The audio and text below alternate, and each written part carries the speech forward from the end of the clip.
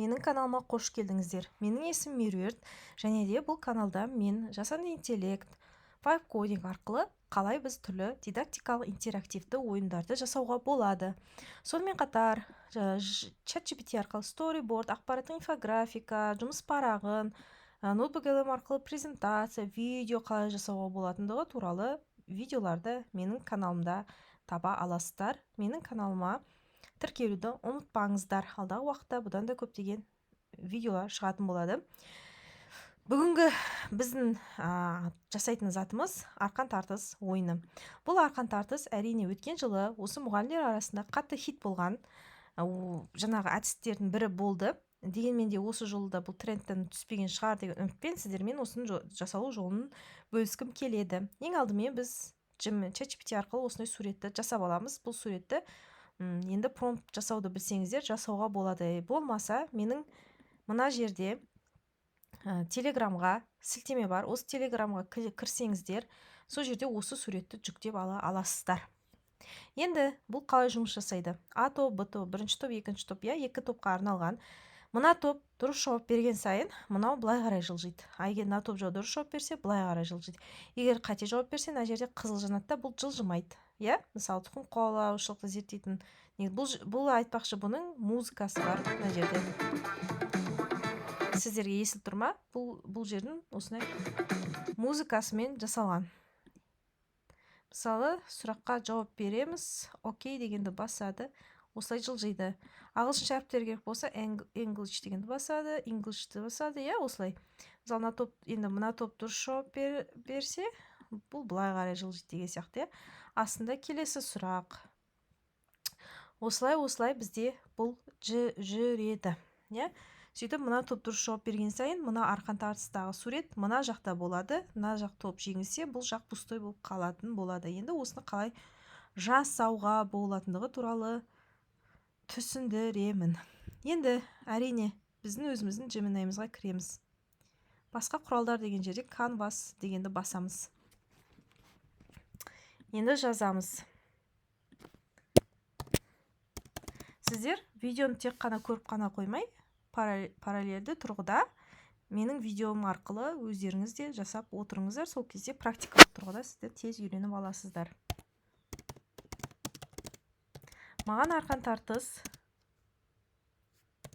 ойыны негізіндегі интерактивті ойын керек. Ол жерде екі топ жарысады. Бірі ортада ортақ сұрақ тұрады. Әр топтың өзінде жауап беретін жері бар. Ол жерде жазбаша жазу керек. Оны жазу үшін әр топтың астына клавиатура қой. Және мысалы, менде сандар бар, мына жерде знактар бар, мысалы. Бұлай жасауға болады, бұлай жасауға болады. Мына өшіретін. Енді мысалы көбірек знактар қосуға болады, мысалы. Ол жерде барлық әріптер, сандар, математикаға керекті белгілер, химиялық белгілер. Мен білмеймін, мысалы, сіздер мүмкін сіздер математиксіздер, мүмкін сіздер химиялықсыздар, мысалы, соларды қалай жасауға болады. Ағылшын тіліне химиялық белгілер деген негіз бола ма? Өз ондай заттар. Мен просто қосып жатырмын. Жарайды, көре берейік. Ағылшын тіліне ауыстыру кнопкасы болсын. Мүмкін біреулер ағылшын пән мұғалімі, сөз жазумен жарыстырады деген сияқты ғой. Енді орталығында астына келесі сұрақ белгісін қой. Келесі сұрақ кнопкасын қой, Так, бізде клавиатура айттық. Клавиатура ағылшыншаға орталық бір негізгі сұрақ тұрады. Сонымен қатар сұрақ кнопкасын қой. Астына келесі сұрақ. Енді бізде тағы не болады? Екі топта клавиатураны бір уақытта басып жұмыс істей алады. Немесе бір кездері андай болады. Мысалы, бірінші топ жазылса, екінші топқа жазылмай қалуы мүмкін. Сол жағында анықтап жазып жібересіздер. Бір уақытта басып жұмыс жасай алу керек. Сосын төбесіне арқан тартысып жатқан оқушылардың суретін қоямын. Мысалы, бірінші топ дұрыс жауап берсе, ол сурет сол топқа қарай жылжып, жасыл түс шықсын, түске боялсын деп қоясың. Ал егер қате жауап берсе, қызыл болады. Солай қай топ дұрыс жауап береді, сол жаққа қарай жылжып отырады. Бірінші жауап беріп, ол сұрақ дұрыс болса, қойылған сұрақ бірден келесі сұраққа ауысып кетсін. Себебі бірінші топ жауап берсе, екінші топ одан көшіріп жазып қою мүмкін ғой. Тағы не? Үстіне әдемі етіп арқан тартыс ойыны деп жазып қой. Енді мен мысалы бұған сұрақтарды дайындаймын. Сұрақ дайындау үшін прямой кітаппен жұмыс жасайық. Қазір 8-ші сыныптың кітабымен мен кезек-кезек тапсырмаларды құрап жатқанмын. Біз мына тапсырмаға құрап қойдық. Тапсырма енді келесі сұрақты алайын. Көмірсулар. Осы бір беті ғана жетеді маған.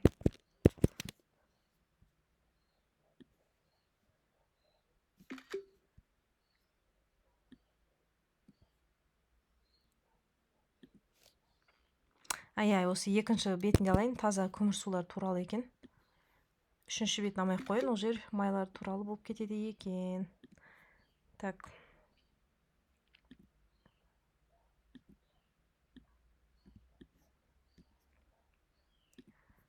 Арқан тартысқа осы мен жүктеген кітап бетіндегі көмірсулар тақырыбына арнап қанша сұрақ? 10 сұрақ құрастыр. Жауабы бір ғана сөзден тұрсын. Себебі көп сөз қылсақ, оны оқушылар жазып, тұрамнан уақыт өткізеді, одан да бір сөзден ғана қоя салайық. Енді тағы бірдеме айтайын дедім. Суретпен музыканы қалай қойсақ болады? Ойын басталғанда .mp3 деп жазамыз. Дыбысы ойнап тұрады. Және арқан тартысып жатқан оқушылардың суретіне бір .jpeg JP немесе бір және дейін, немесе емес, және бір точка форматындағы сурет қойылады. Мен жібереміз. Менің жазған промптым осылай досконально жазамыз. Мен уже бұны жасап білгендіктен мен осылай бірден жазып жатырмын. Негізі сіздер кішкене ойланып, басқаша өздеріңізге ұнайтындай етіп өзгерте аласыздар. Бізде мына жерде жазылып жатыр. Міне, код жазылып жатыр. Маған комментарийға жазған екен бір кісі, менде осындай тек қана код жазылған. Мына беті, мына жерде менде қазір арқан тартысының түрін көрсетеді ғой, осы беті жоқ деп. Егер бұл беті жоқ болса, мына жерде мынандай знак тұрады, загрузка жасайтын, не жүктеп алу. Осыны бассаңыз, сізге файл ретінде сақталады ғой. Сол файлды ашсаңыз, осының түрі көріне береді. Код жазылып жатыр.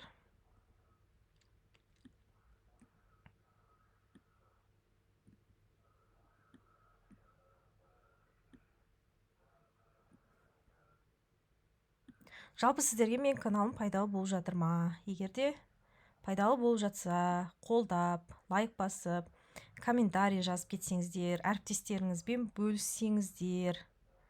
Мен каналымда жаңағы оқырмандар саны жиналды, бірақ көрілім саны аздау болып тұр. Мен негізі болашақта жаңағы монетизацияға қосқым келеді. Әрине қазақша контентпен қосылу өте қиындау, бірақ мен енді сенем, солай қосылуға болатын шығар деп. Так, бұл қалай жасаған көрейік. Үлкен бетке шығарайық. Міне, қараңыздар, мына кнопка тұр ғой, жүктеп алу. Енді біз қазақша, орысшасында қалай тұрады? Загрузка болатын шығар. Загрузить деп тұратын шығар. Менде қазақша тұр. Так, ортада фотосинтез өзін жасау үстінде жасалған сөздердің ең кең таралған моносахарид деп мына жерде тұрады екен.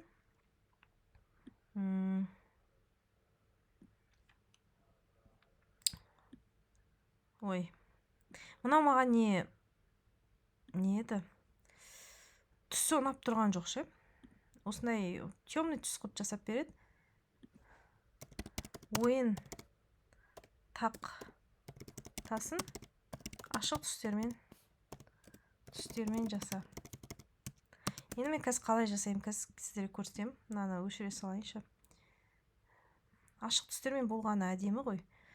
Темный, қараңғы ол кішкене онша емес. Біз осы немен жасадық? Кітап беттерімен. Қараңыздар, енді біз мысалы музыканы қалай көшіреміз? Мен сол туралы айта берейін, я.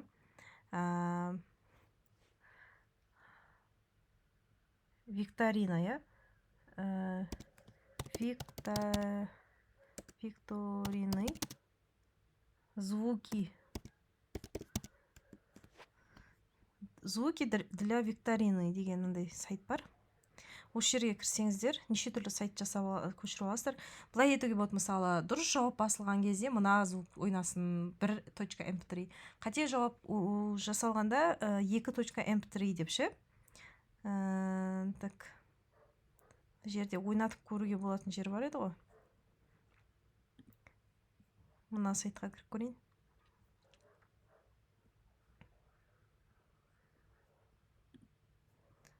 Так, мына менде ақ түске өзгертіпті. Былай басамын.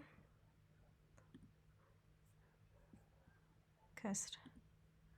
Негізі мына сайтта. Менде көшіріп тұрған музыка бар уже, мен соны қолдана берем, бірақ сіздерге көрсетейін деген ой. Звуки про деп мынандай. Мына менде бүйтіп ойнатып көруге болатын еді ғой. Может, загрузка жүріп жатқан шығар, қазір көрейік онда. Пока күте тұрайық. Так, енді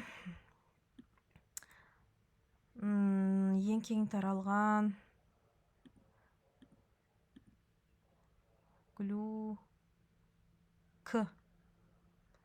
К қайда кетті? К жоқ.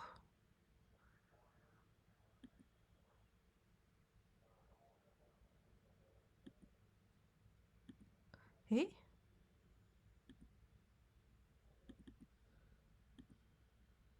глюкоза. К жоқ қой мына жерде. Өзі дұрыс әріптермен жасаған ба? Бүкіл әріп бар ма? Қазір тоқтаңыздар. Өзгертейік. Клавиатурада қателіктер бар. Қазақтың 42 әріптерін қосып дұрыстап жаса. Мына жерде көрейікші, ағылшынға ауыссам екен. Мынау керісінше болып жасап қойыпты. Мынаны қараңызшы. Қазақша десең ағылшын әріптерге ауысады, ағылшын десең қазақша әріптерге ауысады. Ну, мейлі. Мына жерде менде химиялық элементтен мынандайлар қосып қойыпты.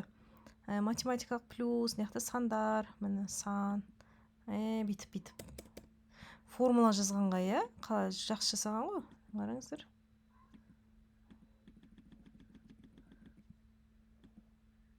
Мына жерде 1, 2, 3 деген сандар. Енді бұны екі команда мысалы бір уақытта жазып жатқан кезде жазылама, соны жаңағы үлкен тақтамен оқушыларға жасатып, басып екі жақтан басып тексеріп көру керек. Так, звуки на сайтқа кіріп көрейік. Міне. Мысалы қате жауап берсе, иә? Тоже қате жауап бергенге келетін сияқты. Мына дұрыс жауап бергенге келетін сияқты, иә? Иә, дұрыс жауап бергенге келеді.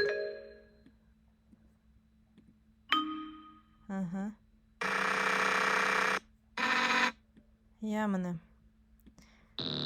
Үстіп, не істейсіздер? Осылай звуктарды қолдану болады. Ұзақ звуктарды да табасыздар. Енді интернет қолданып жүрген адамсыздар ғой, яқта неше түрлі сайттарға кіріп, ішіне кіріп, сол затты көшіресіздер. Мысалы, ойын ойнап жатқан кезде ұзақ бір көңілді музыка керек болса, оны да іздеңіздер, осылай табасыздар, әріптестер. Так, менде енді мынаны қайтадан жүктейік, жаңағы әріптерімізді қате жасап қойды ғой.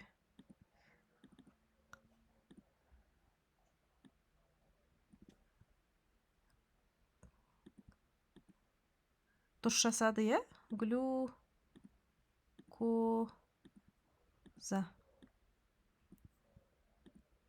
Міне, жылжыды, көрдіңіздер ма? Енді бұны біз қалай жасаймыз? Мен мынаны көшірдім ғой жаңа. Жаңа папка ашамыз. Арқан тартыс деп, иә? Міне, көрініп тұр ма? Мен ноутбугымды бүйтіп папканы жылжыта алмаймын ше, или жылжытуға болатын шығар, бірақ мен білмеймін қалай істеуге болады. Міне, мына жерде тұр папкам. Міне, көріп тұрсыздар ма? Енді жаңағы неге кіреміз? Загрузкиға кіреміз. Менде мына екеуі қате, өшіріп тастайын. Енді мынаны аламын да, осы арқан тартыс деген жерге саламын. Міне, ішінде тұр. Енді мен бұрын дайындап қойған неме кірейін. Мына суретті мен жаңа айттым ғой сіздерге. Менің телеграм каналымда көшіре аласыздар, немесе өздерің ChatGPT арқылы жасаңыздар. Бірақ мен жаңа промпт жазған кезде 1.jpeg деп айта берейінші, енді түсінікті болу үшін, иә. Осылай не істегенді сурет салдым ғой, ол жерде басында суреттің аты басқаша жазылып тұрады. Сол кезде осылай атын өзгертесіздер да. Мына жерге 1 деп жазасыздар. Міне, атын 1 деп өзгертесіздер. Кейбір ноутбуктерде мысалы мынандай нелері басқаша болып тұрады ғой, список деп тұрады, немесе қалай бір басқаша болып тұрады ғой. Сол кезде просто аты мына жерде, форматының аты мына жерде бөлек тұруы мүмкін, міне типі, иә? Үстіп бөлек тұрады да, құр аты жазылады. Сол кезде сіздер 1 деп жазып жүрмеңіздер. Ол жерде тек 1 деп қана жазасыздар. Себебі аты бөлек, мына форматы мына жерде тұрады. Менде енді осылай жазылады, сол үшін менде осылай тұр. Әркімде әртүрлі болып қалуы мүмкін. Сіздерде оны 1 осылай несімен тұру керек екен деп ойлап, сөйтіп жазып қоймаңыздар. Себебі кейбір ноутбуктарда, менің ойымша, білмеймін қандай ноутбуктарда, бірақ солай жазылуы мүмкін. Бірақ егер де осылай жазу керек болса, менің айтқым келгені негізі түсіндіңіздер ма? Себебі кейбір ноутбуктар осылай тұрады да, колонка болып, мына жерде тек аты жазылады да, мына жерде формат жазылады. Егер формат дұрыс болса болды. Егер форматын өйстіп атымен бірге жазу керек болса, онда атымен бірге жазасыздар. Енді примерно түсіндіңіздер ғой. Түсінбесеңіздер комментарияға жазып кетіңіздер, тағы да бір рет түсіндіріп жіберемін. Так, енді осыны алып, осы суретті алып арқан тартысқа не істеймін? Мынау менің көшіріп алған музыкам. Бұл звук ойын ойнап тұрған кезде ұзақ музыканы бүйтіп кішкене звук. Бұның да аты міне бүйтіп басқаша қылып көшіріледі. Сол кезде аламын, мына жерге 1 деп жазамын, өйстіп 1 деп өзгертемін. То же самое, бағана айтқандай. Себебі бұның аты басқаша болып тұрады, а біз промптта не деп жаздық? Промптта звукта 1.mp3 деген зат болсын. Мен мынаны алып мына жаққа жылжыта салайын, себебі мына файлда менде осыған қатысты заттар жиналған боласасын. Енді сіздерде өйстіп папканы ашасыздар. Көшіріп алған неңізді, кодыңызды, суретіңізді и неңізді жазасыз, музыкаңызды қоясыздар. Енді ашамыз. Осы жерде, мына жерде міне біздің сурет шықты. Міне. Звук естіліп тұрма сіздерге? Көрдіңіздер ма? Егер де біздің суретіміз басқа жақта, звугымыз басқа жақта болса, бізде ойында ол звукпен сурет шықпайды. Сол үшін біз үшеуін аламыз да бір папкаға саламыз. Ішінде артық зат тұрмау керек. Тек осылар үшеуі тұр. Егер де сізде, мысалы, дұрыс қате жауап берсе, бір звук, дұрыс жауап берсе, екінші бір звук, соңында бір андай құттықтау үшін бір тағы бір звук қосқыларыңыз келсе, онда 1.mp3, 2.mp3, 3.mp3, 4.mp3 деп сіздер ана промпт жазған кезде қоса берсіздер. Қате жауап берсе, 2.mp3, дұрыс жауап берсе, 3.mp3, соңында құттықтау сөзі ретінде, құттықтау ретінде 4.mp3 звуктары ойнайды дейсізді. Соған қатысты өзіңіздің звуктарыңызды көшіріп аласыздар жаңағы сайттардан. Сөйтесіздер, аттарын 1.mp3, 2.mp3, 3.mp3 деп өзгертесіздер. Осымен біздің бүгінгі арқан тартысымыз аяқталды. Сіздерге қалай шықты? Жақсы шықты ма? Енді сіздердің жасағандарыңыз тура мұндай болмауы мүмкін, басқаша шығуы мүмкін. Сол кезде түрлі қылып жасай бересіздер.